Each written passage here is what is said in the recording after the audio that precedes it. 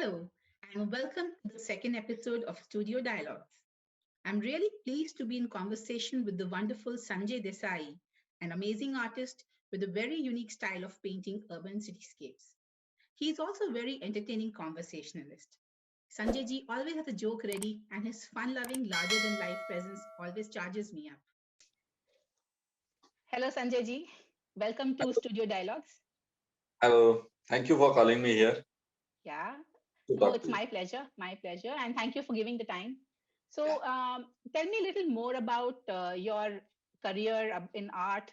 But before that, about your childhood and how did you actually end up in art? Was it like from college or later?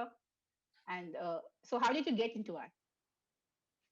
So basically, I'm from Pune, born, brought up in Pune, and I started painting quite early in the fourth or fifth standard.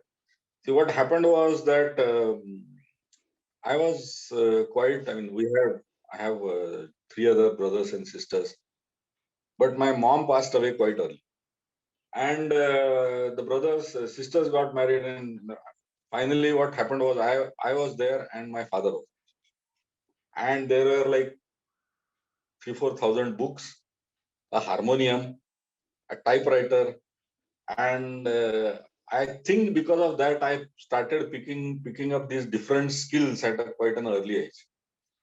So one of them was sketching and painting, and I think that caught on. Fortunately, what happened was that in I think I was in sixth or seventh standard. Then my father knew Pratap Mulik, Milin's father, and he called him to our house and showed him my painting, and then I got introduced to Milin. Of course, before that, I started making friends in this circle. And the most fortunate thing was that at a very early stage, like 11th, 12th, I came into contact with some fantastic artists who were like my father's age. And there are like 4 5 artists in whose studios I could just walk in anytime and talk to them, sit with them, and I was very fortunate just to be with them. And that's how I started and started painting on my own. Um, Another thing is that Pune at that time, of course, even today it is there, had a big tradition of watercolor. Mm. So there are some great artists, and especially in late 70s and early 80s, if you go out on a bicycle in any direction, you will definitely come across a few guys sitting to do watercolor. So that's how I started sitting with a few guys, and then they started guiding me. Fortunately, we also had one of the only handmade paper making factory very close to our house. So this is how it just caught on, and that's how I started. Okay, that's very interesting. So, do you have any one memory or any such inspiration that really affected how you thought about art, or any very striking memory you have? There are two or three of them. One of them, I think, is was a great inspiration was when I was fortunate to uh, be allowed in the studio and in the home of one of the greatest artists, according to me, India has ever produced. His name was Gopal Devuskar. So he is from the old school, passed away about 10, 15 years ago, and uh, trained in England and France. And he was the painter of these kings and queens. He was given a task of making 100 portraits for the centenary year of the famous Ferguson College. Wow. And he was given a big bungalow, stone, old, fantastic bungalow as a studio. And I used to walk in and watch him paint Wow. and talk to him. And that I think taught me one of the important lessons is that extremely hardworking and extremely focused. And Millie's dad, I remember he used to he used to do all these comic books, Amar Chitra Katha, and I remember him sitting at 9:30, 10 o'clock in a particular pose like this with a drawing board. And in those days, there was no these Stedler pens. They used to do it with Crookwells. 8-10 hours, his position will not change. And amazing hard work. Uh, we are also fortunate to have a number of great artists in those days performing live demos. Very rarely with Gondalekar. And so these are a few people, especially not incidences, but people who really, I mean, without formally telling me a word about how to do it, but just demonstrating how focused you need to be, and hard work is how hard work is important. Wow. So that which actually brings me to another question which I had, which is, do you have any tips or ideas for upcoming artists in terms of what should their work ethics be, their attitude towards their work? I know hard work is important, which Yeah. you said, focus and hard work, but with so many distractions today, Instagram, social media, and other things. I mean, there's so much jing bang also happening these days. How does the artist really focus on work, and what's the right way to kind of develop your skills? Any tips Mm. on that, or whatever you think about it? See, I think social media is a boon as well as a curse. So um, if you start getting dependent or addicted to it, and then it's horrible. But I think one of the most neglected things Hmm. in art is really the hard work. This talent and this and material and all, of course you need it. But ultimately there are millions of people who are talented but are not successful or happy, and there are tens of millions of people who are not so talented but have been successful through sheer hard work. And that, of course, that hard work has to be intelligent. But it's not hard work. Basically, I should call it passion. Passion is the most underrated things. Um, Never give up. And if you are successful in 2 or 3 paintings, it's like in a purple patch of a fine batsman. Then really milk it till it till you drop dead. But really, there are some basically physics related simple things that you need to observe. So I feel especially watercolor is is about pure physics as to how the paper behaves, how the brushes hold water and pigment. What happens when the paper is wet, different degrees of wetness, and how the colors behave. And these are absolutely common sense kind of things to observe, like we observe when we are cooking things. ये जरा पहले डालना पड़ता है, बाद में क्या तो ये कम होना चाहिए, ज्यादा हो गया तो ज्यादा होता है, कम हुआ तो चलता है. So these are the simple common sense tips which you have to observe, and then it starts building up. So you don't have to write down or anything. But if you concentrate, it's like learning a music instrument. Initially, you have to actually look at your finger, which key, and then you have to, stiff and everything. But there is no other way. You have to go through that and do it. And in that sense, I think sketching is the biggest kind of blessing, because it is quick. 15 minutes, if you do, 3-4 sketches every day, it really helps. Uh, that's why I feel sketching, hard work, and this closely observing the physics of paper, water, pigment, and the brushes. Uh, that I think is the key. Great. So I wanted to actually ask you about sketching and drawing, especially because I know that you do a lot of sketching, Yeah. and even if it's small everyday subjects around you, which is I think excellent. Uh, a lot of us want to sketch, including me sometimes, where I end up giving it last priority of my day, which is never going to get you in the habit of sketching. So I would love some tips on how to develop that habit of always sketching whenever I have a few minutes, but there must be some way of getting into it. Yeah.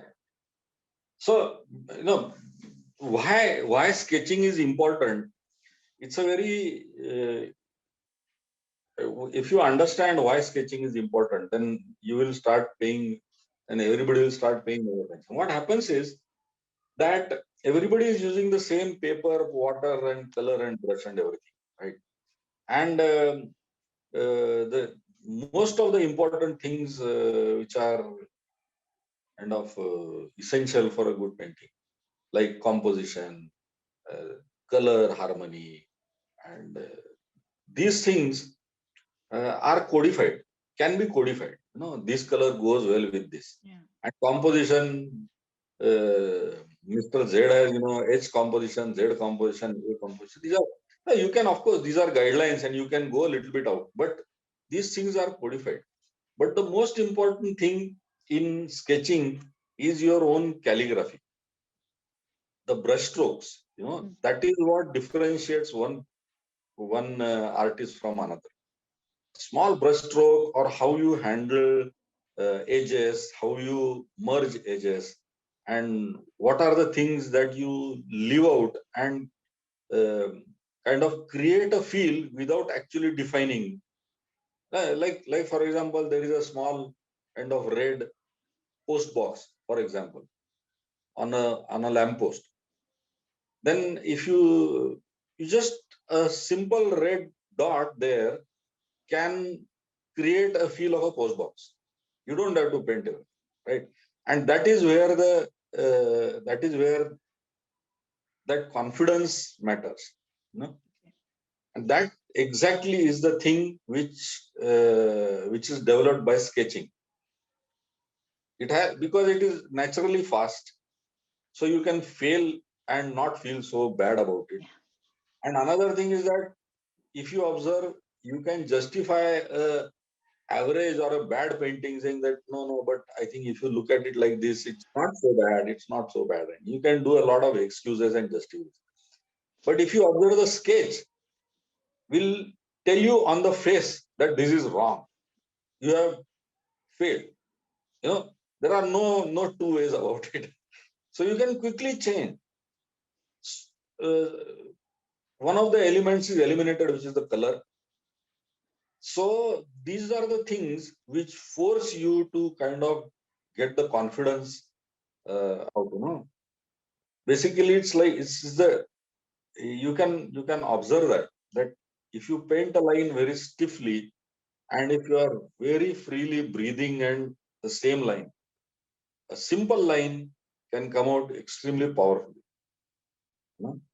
And you must have observed, like the Yes. great artist, a shadow under the roof, or the grill of a window, and they just do it, and it comes out.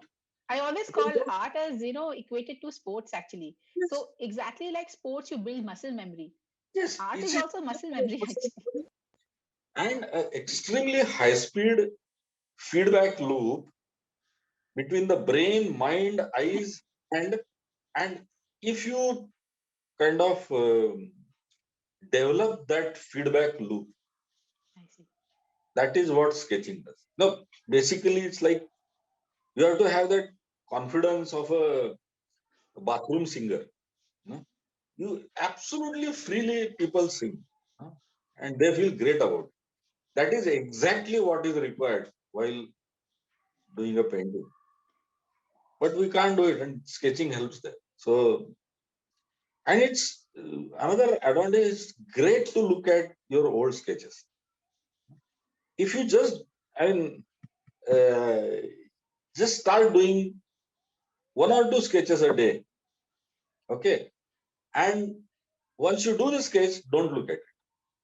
Once you have looked at it, close it down. Put it in a drawer. Okay. Do it for 20 days. Okay. And on the 21st day, you look at your first day sketch and you just observe the difference. Wow, that's a great tip. Phenomenal difference. Wow. Okay. And that is what inspires you to do things in. So my suggestion is that you should always do a composition sketch before a painting. It can take 5 minutes. Just broad shapes, 2 or 3 tones. And I also kind of do a warming up session with sketch. Every day in the morning when I start painting, do a simple sketch, a bicycle, cup and saucer, or a pot, a brush stand, or whatever. Just spend 5-10 minutes to kind of oil and warm up that feedback loop, and you'll observe it helps phenomenally. It warms up your eyes. Your eyes start judging the tones in a better way.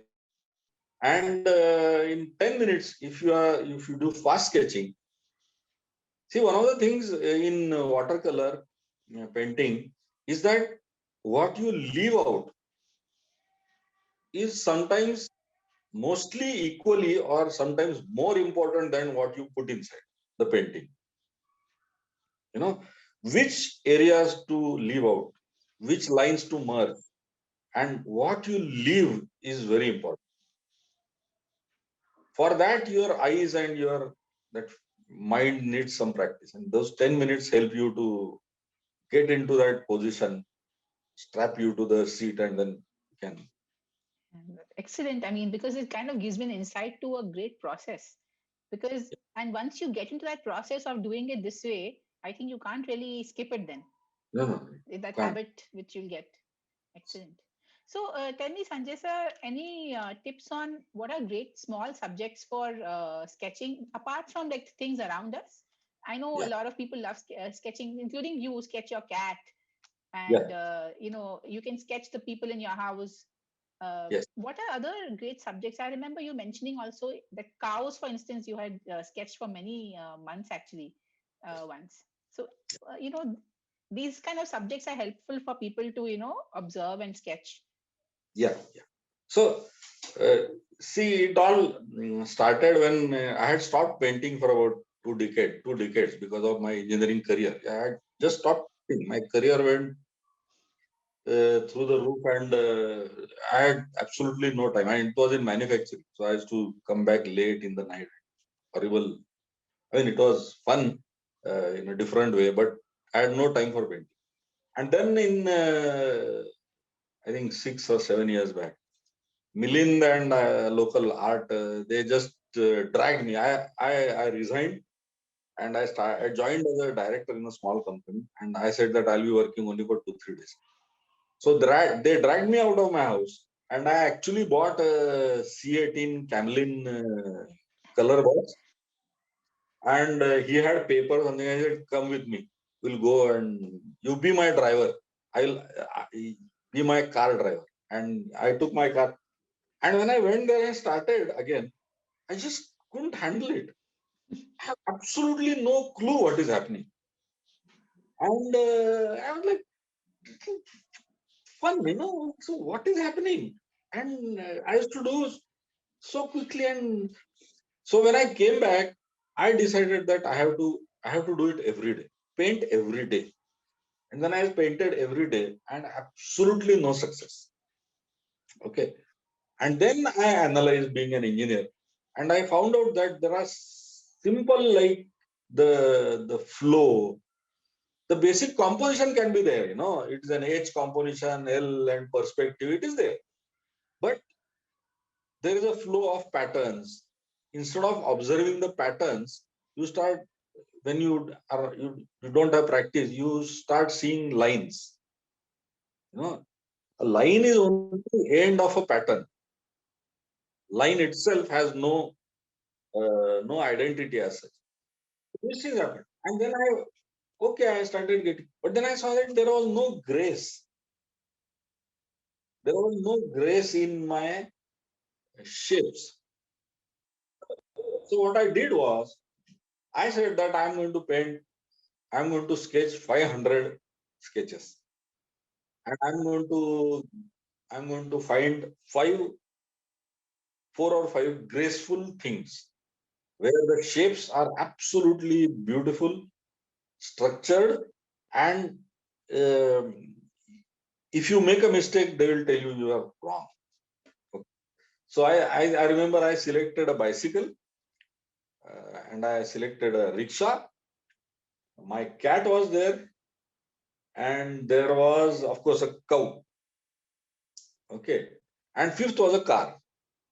So I went out doing hundreds of bicycles, cats, hundreds actually. And even today I do it. Suddenly, a human figure in the watercolor. You do entire painting, and the last bit you do a figure, and that figure starts looking like a 200 kilogram Yeah. with 4.5 feet height. So once that happens, I actually punish myself and I do 20 figures. And so I think that basic grace, a bicycle is an excellent example because it has fantastic shape. It, at different angles, it looks so beautifully structured. And there is a balance naturally. Even if it is standing on a bicycle stand, it has a balance. And if you make a mistake, it is unforgiving. Similarly, the cat, the eyes and the ears and the entire thing is connected, the back, the stomach, and the neck and the legs. So they move in a kind of flow. And you don't get that if you start sketching the legs separately and it doesn't work. It has to be done in a flow. And that flow comes with these sketching graceful things. So I tried doing trees, but somehow trees did not work because trees did not have a specific shape. There was only branches and okay, it's okay. But a rickshaw, for example, auto rickshaw. Auto rickshaw is also very powerful subject. So, or I remember afterwards I did a lot of these bakris and lamb and goats. That is also, goat is a very unforgiving subject. It's very easy. Once you get the hang of it, and exactly this is what is happening. And but The thing with these subjects is you cannot fool yourself. yes, If you don't get the grace and the flow, you can't claim it's a good sketch. It's very unforgiving. Yeah. But because you spend only 10 minutes, you don't feel so bad. If you spend 2 hours and doing a painting, and at the end of the day, process start looking bad, you just want to give up. That's and one of the thing is that you can do color sketches also with a pencil or without an outline. Just a color sketch, 3-4 colors, and quickly on a plain paper, especially these Winsor and Brustro's sketchbooks. Fantastic exercise for getting your grace in the shapes. So look at this cat, for example. So this is a thing I do every now and then. Sometimes, so this sketch of a rickshaw. Quickly. So also gesture drawing is also excellent actually. So just capturing the gestures in like a minute or two, that is very helpful actually, I think. So now I remember I saw that I was in an Indian scene. Anywhere you go, especially urban setup, there are like rows of scooters and bicycles. And how do you paint? And if you take them out, then it's It's not an intention, right? So I have done a lot of these multiple scooters. So you take a focused subject that this is what is missing and I am avoiding, for example. So that is what I keep on doing. Very nice. Okay. So tell me a little more about, you do a lot of plein air sketching, right? I believe you go off and with some artist friends and you do a lot of plein air. So obviously everybody knows the advantages of plein air, but sometimes it's not possible for people to actually do it. But what are the ways in which one can actually paint live from life? And what are some of your experiences doing, this travel and plein air and all that? Plein air, but frankly, I am not very obsessed with plein air because personally, I feel that when you go to land in Rome or Venice, I think personally, the first thing in your mind should not be painting. Right? You're in Rome, you're in Paris, and you should go around, get a feel of that, food and a beer on the sunny, afternoon on the street side restaurant, the people, the vegetables and the markets and architecture. I think painting for me, frankly, is uh, is not the purpose. Uh, so you go around, you travel, you gather these wonderful kind of atmospheric moments with friends, and you remember, for our travel in Fabriano and other places, fantastic feeling, the weather and whatever, and then as a remembrance or as a symbol of that moment, you try to capture that in a paint, right? So I don't go there to paint.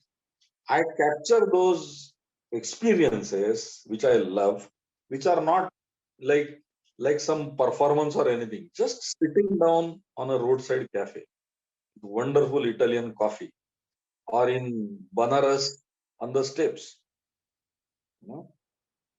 And then I try to kind of synthesize it into an experience on a piece of paper. Yeah, it is actually about capturing experiences only. Travel is what? It's experiencing cultures, different Yeah, yeah, environments, different sceneries. yes, And I think most of us who travel and sketch, like I used to run a blog on that long back. But my aim was not to create great paintings at that time. It was actually to just observe, so say I'm in Florence and I'm yes, seeing some beautiful structure. It's yes, about just capturing that moment because yes, photographs are different. But when you paint something or you sketch something, it's just yes. a part of you, right? It becomes a part of you. But Shikha, what I found is that I don't go to Rome and stay there for like 5 weeks. You go to Rome max 3 days, 4 days. It's a part of some 20-day or 10-day or 15-day tour, and you are in Venice for like 2, 3 days. And if you spend 10 hours of it in painting five pictures, frankly, I did it. And then I started wondering, what am I doing? Why am I, once again in Venice and looking around and wonderful weather, and I'm mixing some ultramarine blue and red and water and paper, and I should have got this paper and that. And I said, come on, let's go out, do quick sketching, go back home and do whatever you want to do with it. It's only 2 days. I'm sure I would be painting it 10 days every day if I was staying for 4 or 5 weeks. I'm sure. Huh? Like Varanasi now, I have gone there like 4 or 5 times. No, I can quickly get into the groove in Banaras, right? Or in Pune city.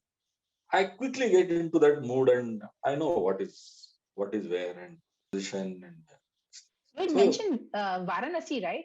So Yes. I wanted to ask you about, when I saw your last poster for Varanasi's workshop that you did, I think in 2009, 2020 only you did one in February. Yeah. Few So weeks before we just yes, escaped the thing, and the 2 lockdown. weeks lockdown. Yeah. So I remember seeing that poster of yours and falling in love with Varanasi without going there only because of the way you had written about it. So, it was beautifully written. So I wanted to ask you a little bit more about Varanasi, about your experiences there and why you love that place so much. And it comes out in your paintings. Yeah. So I think somehow I traveled the entire lot of places in the world. India, I almost traveled everywhere, but somehow Varanasi I had lost. Okay. So from Kashmir, Northeast, everywhere I had traveled, either for travel or for work. And but somehow Varanasi. And then when we first went to Varanasi, it was late night, and somebody picked us up from the road, took our bags and walked in the small lanes, and the lanes were getting smaller and smaller. Then we landed in a hotel, Okay. and I was like, Agas, what is this? And just outside the hotel, that palace on the steps, Rana Ghat, I remember that. Outside were the ghats, and fantastic. There was this sodium vapor lamps were there. Uh, It was pretty cold. There was a haze, and children were playing cricket. And we went down, and without asking, somebody, they give you a cup of tea. One of the most intriguing things which happened to me as far as painting was concerned, that these these great artists from Europe and US, masters, and they keep on telling you certain rules. No, not a rule. Simplify. Please locate these 3 or 4 big shapes. You know, and then you do this and do that and reduce. A lot of these rules simply don't work in Varanasi. How do you simplify Varanasi? Like, if you look at the ghat, you have to manage with that clutter. And when you look at the clutter, it's kind of these 3D, these eye twisting puzzles. After 20 minutes, you start seeing a pattern that, okay, this shape is going this way, and the boats are like this. So there is kind of a flow in that clutter. Okay. And if you start simplifying Banaras, you're it's not Banaras, right? So basically, I think that continuously overwhelming experience of the food, of the place, of the right. people, architecture, and you continuously want to paint at every step. You see either in detail or in vast kind of Panorama. panorama, Panorama, sorry. Yeah. and just don't know where to stop. And fantastic place. I have never been anywhere. I have traveled a lot, but I have never felt like Banaras. And it's an overwhelmingly. I mean, kind of tells you where you stand, what is important, what what is not important in life. So multiple things happening at the same time. You see bodies being burned, and right next to it there is a tattoo shop. Right next to it there is a chai wala and a boatman, and people are taking photographs. Somebody is doing the Shraddh ceremony of the, and, and Life. everything is going on at the same time. And first you feel awkward that no, I should not be taking a photo. And then you feel that this is what is happening at the same time for the last like 4,000-5,000 years here. What? I mean, look at the things. The children are playing cricket, the cows, and amazing thing. And somehow it is. I still feel immensely peaceful there. I never felt, in that crowd, like I never felt kind of claustrophobic. Those levels. So it's a experience to be had. And the food, Yeah. those, that lemon tea and bun maska, and it's a very sinful food. Have you been to Banaras? No, actually, that is why I'm saying that I think I haven't been there, but I already feel like I know a lot of it from that just one write up of yours. This guy on a ghat, okay, on a cold, early morning cold, kind of shivery. You go out, and this guy has a fantastic these buns, hmm? And he cuts a bun and puts exactly about half of Amul butter slab inside, hmm? And puts the entire thing on a coal fire, chula. Okay. Wow. While he's doing that, he makes a ginger, lemon, and that क्या बोलते हैं that salt, special salt सेंधो लोन बोलते हैं. Sindhu namak, huh? हाँ, and tea, and he gives you that Wow. tea.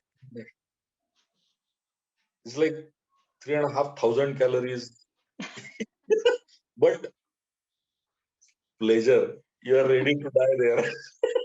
Very nice. Banaras So I Magic. think I don't have to ask you too much about you now because I think you can make out you're a foodie, fun-loving person. But Yes. but otherwise, also I would love to know a little more about you. I think our viewers that what else do you love to do apart from sketching, painting, traveling, eating? See, now I read a lot. I started reading once. I had stopped reading, but because of this Corona, I felt I was spending too much time on either in front of TV because watching Corona news or something, or spending too much time on Facebook. And my 6 or 7 hours of uh, painting is there. So I can't paint after 6 or 7 hours. It's physically tiring. So I thought that let me read. So I started reading. I read a lot. I have a cat, but fundamentally, I think I have developed a habit of uh, sitting down and doing nothing. And I have a very nice place to sit down and do nothing, absolutely nothing. Just sit down and in my small terrace with trees and everything. So apart from that, art community in Pune is very active. Not only in art, but day trips, and Mm. we have our addas. We go out for beer, and most of the people have their studios. So I go to Milin studio. There are a lot of other people who have their studios. Do you want to see my studio quickly? Yes, of course. So Love to I'll see show your you. studio. I'll show.